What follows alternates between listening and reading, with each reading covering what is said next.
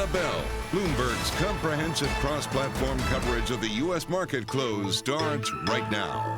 And right now, we are about 2 minutes away from the end of the trading day. Romaine Bostick alongside Scarlet Fu. We're counting you down to the closing bell. Here to help take us beyond the bell, Carol Massar has reappeared. So has Madison Mills. Welcome to our audiences across Bloomberg Television, Radio Originals, and those folks streaming on YouTube. We were told we had to show up. Yeah, thank you. I'm glad you got the memo, Carol Massar. Okay. Let's talk about this market here because we came into this week and it really looked like we were going to end up in another range-bound market. You had that big big drop, on Tuesday.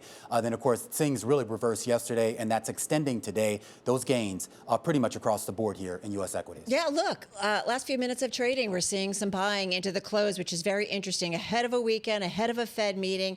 I'm looking just at the week overall. The major industry groups, there are 11 in the S&P 500.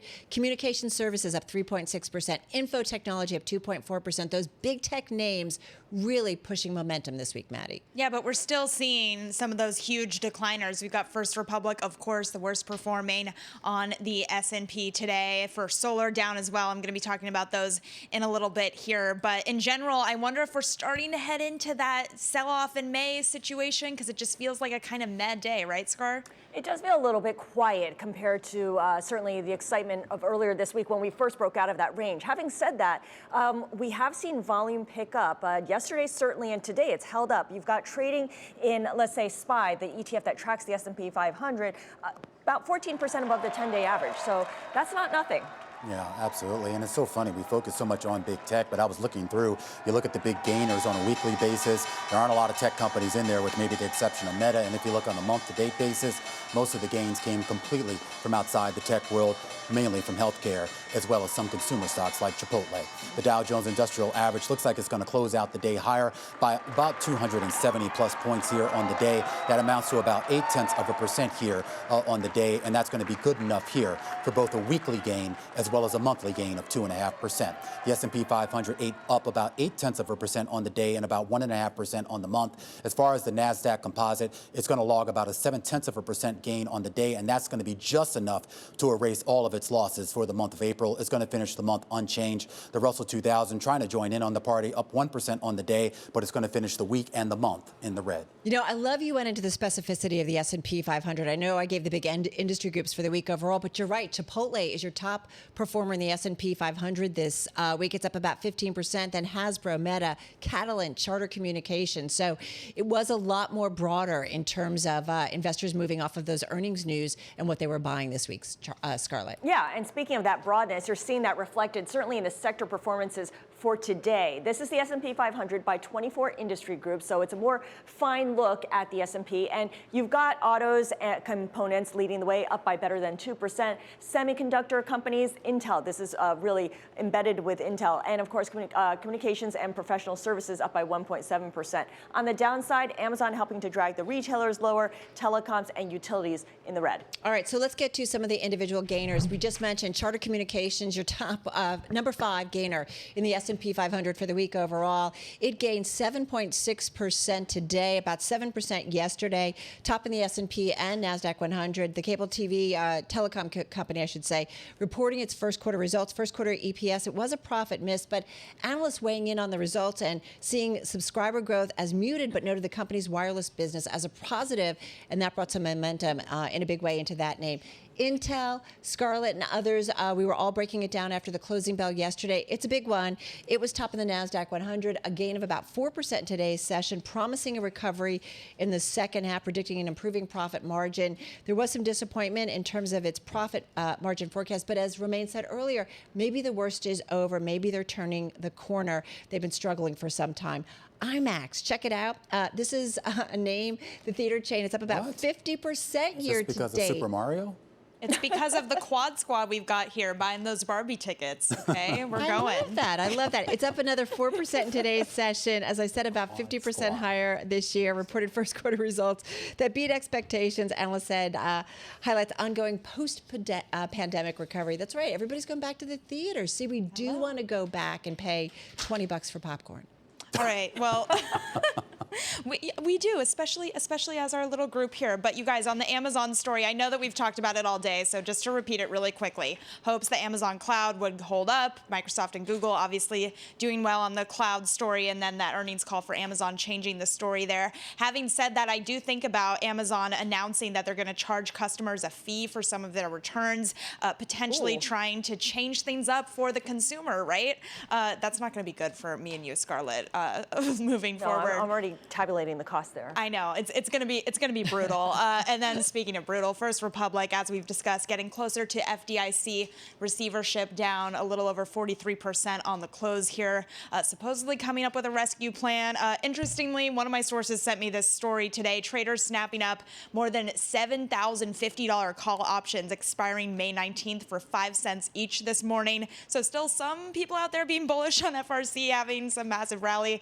And then we've got First Solar here, plunging 9% on the day after those first quarter net sales disappointed and some sluggish momentum in bookings as well. But they did, reiterate some good guidance for the year. So still some hope ahead. And I'm just going to add to your board with the Snap down about 17% on the day, Pinterest down about 16% on the day. A lot of concerns about ad spending and whether it's going to continue to float at those two platforms. I think we are scheduled to hear a little bit later from the CEO of Pinterest on the program. Take a quick look at what's going on in the yield space, because it may not look like much on a daily basis or on a weekly or monthly basis. Remember, the two-year yield at basically 4% right now isn't far off from where it was at the end of March. It came into the month right around 4.025, but that actually really obscures the volatility. Yeah. You had a more than 60 basis point move on the two-year yield on an intraday basis from peak to trough throughout the course of this month here. And much of that, actually, believe it or not, just in the last couple of weeks, it really gives you a sense here of just how much the market does not really know how to price in what they think the Fed is going to do. And the idea here that reset in valuations, particularly in the fixed income market, still has not sorted itself out. And if you can't price out government bonds, and especially in the near term, how do you price out equities? The safest investment in the world, in theory. And yet it's probably more volatile than some of these equities out there. Absolutely, especially last week, what we saw with the indexes. Yeah. My big question, Carol, as we look ahead to next week is what's going to happen this weekend with First Republic? Maddie brought up the chart showing us a 48% drop. And how the FDIC, Treasury, and the other government agencies manage First Republic this weekend or in the coming days will determine whether there's a bigger fallout or not. You and I have been kind of debating this a little bit in the makeup room, I feel like, because I'm saying it feels like an isolated incident. I feel like we know the possible scenarios. I would be shocked if regulators let it get too messy in terms of what happens next. It already feels pretty messy because they're concerned about just even nervousness creeping back into the market. So I don't know. I keep feeling like it's isolated. We know the scenarios, but you're right. Anything could happen. Well, it's one of the many factors next week that the Fed is going to have on their minds when they go in to the FOMC meeting. We also know that they're getting ADP data ahead of time, so they're going to have that to consider. We've got the Indeed jobs data as well. So the Fed is going to have some insights into those jobs numbers as they go into that decision as well. So a lot to come next week. And then, of course, investors are going to get a lot more insights out of companies. We talk about Apple earnings on deck, but to look at the cross-section of companies that we're going to get reporting next week, Avis, MGM, SoFi, Pfizer, Clorox, Starbucks, just to name a few here. Much more in the tech space with AMD and some of those names. And then you forget about some of those companies that have kind of been struggling, like a Peloton, like a Carvana. They're also set to report, and it'll be interesting to see what they talk about when it comes to their future and, more importantly, their ability to continue financing their business. Are you going to be able to break earnings next week, Romaine and Carol, when you guys are in LA? Of course. They're going to be at the Diana Ross concert, actually, so they're going to be busy. We will break earnings. And it'll be really fun to be able to talk to all the voices that are on the ground in terms of how they see it. I'm always curious about when we're especially in the thick of earnings or something like this, how they see it, how much it's important in terms of developing strategy, investment strategy, and how they kind of view the outlook. Well, wait, let's just back up for a moment, because you guys are not going to be in New York. You're going to go to LA. Tell us a little bit more here. We're all going to get facials, and that's what you do in LA. You go out. They're for going cocktails. to Milken. No, we're going to Milken, right? Romaine and I actually, did a little bit of a tease for our weekend show and podcast. But it is such a great, Scarlett, you've been there. It's such a great way of kind of checking in, especially with kind of a who's who of the financial community. And it's a great thing because we've gone a few years in a row here now, and it's how you were feeling last year, how you were feeling this year, and what's kind of changed. Yeah, what's the conversation, right? What are you catching up with people over? What kind of deals are you trying to make or not trying to make at this point? Yeah, that's right. Yeah, I mean, we're going to have full coverage. But I think, Carol, I mean, you were there last year. And when you talked to people last year, there was all that conversation about recession probabilities, economic conditions. And most people were kind of brushing them off, saying, look, we're fine. And we know a lot's changed in the last 12 months. It'll be interesting to see what their outlook is going forward now. Right. And it was the first time everybody was back in full force, right? Oh. When we were there in the spring, right? So, everybody was kind of all in. So, anyway, I guess we have to go. All right, we're headed. Oh, okay. Have a great time, guys. Safe travels.